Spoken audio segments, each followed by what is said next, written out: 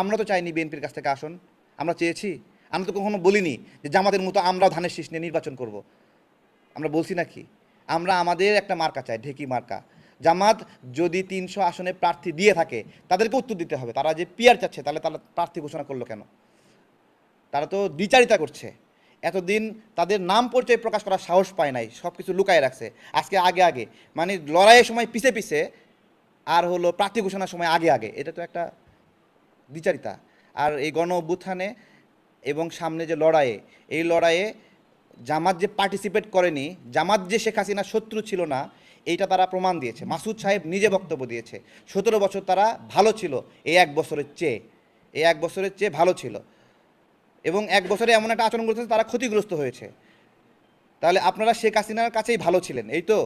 এই বয়ানটা যখন দিচ্ছেন, একবার চিন্তা করছেন যে আপনাদের কতগুলো মানুষ মারা গিয়েছিল, তার মানে আপনাদের যারা শহীদ হয়েছে তাদের আদর্শ আর আপনাদের আদর্শ এক না, তাই না? আপনাদের শহীদদের আদর্শের সাথে আপনাদের আদর্শ মিলে নাই। আপনাদের শহীদরা আপোষ না করে শহীদ হয়েছে, কিন্তু আপনারা আপোষ করে আওয়ামী লীগের সাথে ব্যবসা বাণিজ্য করছেন।